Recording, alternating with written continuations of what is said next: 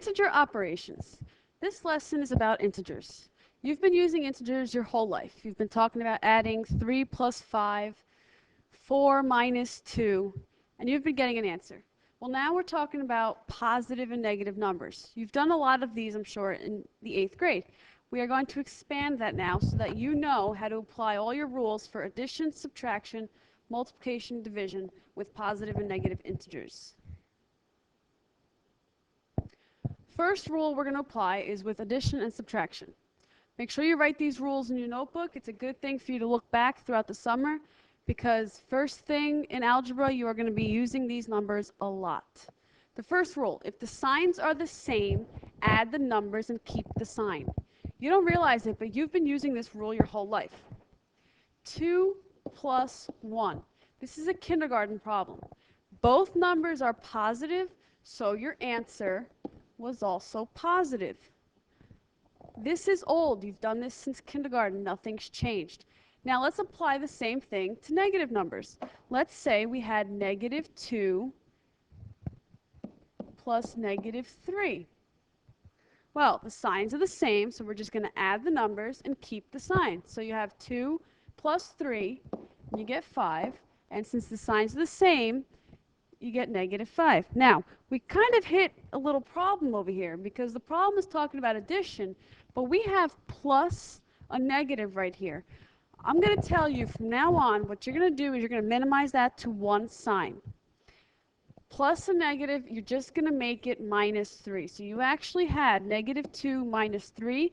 The signs were the same, so we added the number and kept the sign. I do not want to see things the way they are in this part. The reason I showed it to you this way is because the examples that are given to you might look like that. I want you to change it instantly. Second rule, if the signs are different, subtract the numbers and keep the sign of the larger number. For example, 9 minus 7. Well, you know how to do this. 9 minus 7 was 2. You've been doing this for a while. Now, to apply the rule, the signs are different. This is positive 9, and this is negative 7. 9 minus 7 equals 2. The answer was positive. The bigger number was 9. The sign of the 9 was positive. We subtracted the numbers and kept the sign. Now, let's say we did this exact same problem in reverse, and instead we did 7 minus 9. Well, now it's different. 7 is obviously smaller than 9, so you've never subtracted it that way in kindergarten and on. So now, the signs are different. We subtract the numbers, so 9 minus 7 gave you 2, and keep the sign of the bigger number. So we have to keep that negative sign. So the correct answer for 7 minus 9 would be negative 2. Let's try some addition problems. Pause the video for a few seconds. Try these two problems before you hear the answers. 2 plus negative 5. Well, like I said before, we don't like this. Get rid of it. Condense it to become one sign. Plus a negative would be the same as 2 minus 5. Well, the signs are now different because that's positive 2. So we have 5 minus 2 and we get 3. Keep the sign of the bigger number. The bigger number is 5. We see a negative right in front of that 5. So it simplifies to negative 3. Now, the second problem, you have negative 7 plus negative 6. Again, we need to condense that, so we should have negative 7 minus 6. Well, now the signs are the same. We have negative 7, negative 6. We add the numbers, keep the sign. We just use both rules for two different problems. Pause the video again. Try these three. Negative 9 plus 9. Well, the signs are different, so we subtract the numbers. 9 minus 9 is 0. Do we need to write our sign? No. Next problem over here on the right. We have negative 2 plus negative 2. Let's make that 1. We have negative 2 minus 2. Now, the signs are the same, so we add the number. 2 plus 2 is 4, and keep the sign. Down on the bottom left, we have another problem. We have two different signs. You have a negative and a positive. Negative 12 plus 9. Signs are different, so 12 minus 9 equals 3. The larger number would be the 12. So now we have negative 3. Let's apply the same thing now to subtraction. Negative 4 minus a negative 9. Well, this is a little different now. We have minus a negative. When you have two negative signs, this is actually saying the opposite of negative 9. Well, the opposite of negative 9 is going to be positive 9. So what you're going to do when you see this is make these two a positive sign. Negative 4 plus 9. Well, now the signs are different. 9 minus 4 is 5. Keep the sign of the bigger one. 9 is larger, so we have positive 5.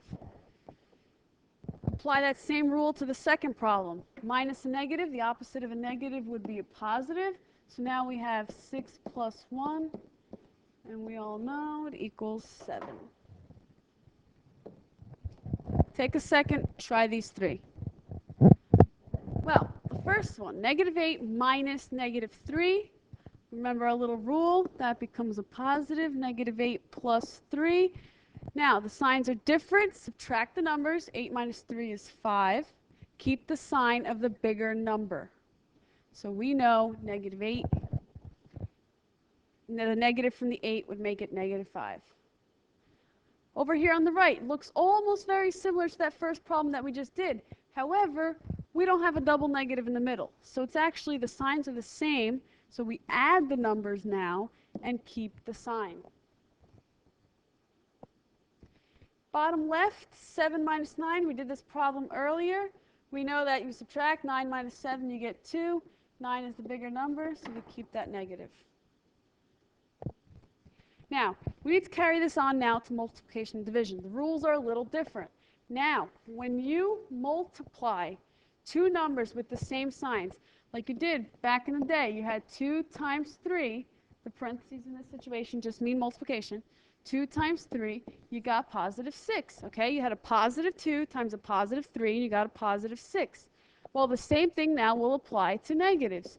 You have negative 2 times negative 3. Well, a negative times a negative will also give me a positive 6. Okay, you don't have to write that plus sign there. I'm just showing you for this example. Now, let's use the exact same numbers and apply it to the second rule. If the signs are different, then the answer is negative. So let's say we had negative 2 times 3. Well, now we have a negative times a positive, because there's that little plus sign in there, the secret one that's hidden. You have a negative times a positive. Well, now the signs are different, so your answer will be negative. Take a second and try some multiplication problems. Negative 6 times 8. Well, you know that you have two different signs there. You have a secret little plus sign in there somewhere. So you have negative 6 times a positive 8. 6 times 8 is 48. Since the signs are different, you keep the negative. Negative 4 times negative 5. The signs are the same, so we know our answer is going to be positive. 4 times 5 is 20. So your answer is just 20. It's not likely that you're going to ever see that positive sign written in an answer, but who knows? 8 times negative 9. Well, now you have a positive times a negative. So in reality, you're going to be left with negative 72. Take a second and apply this rule to division now. It's the same rules. You have 15 divided by negative 3. You have a positive 15 divided by a negative. 15 divided by 3 is 5. A positive divided by a negative is negative. Second problem, negative 32 divided by 8. Negative divided by a positive is negative. 32 divided by 8 is 4.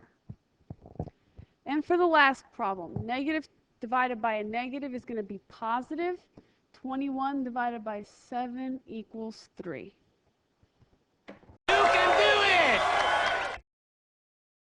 Take some time and try these examples. Make sure you pause your video. I'm just going to throw up the answers now.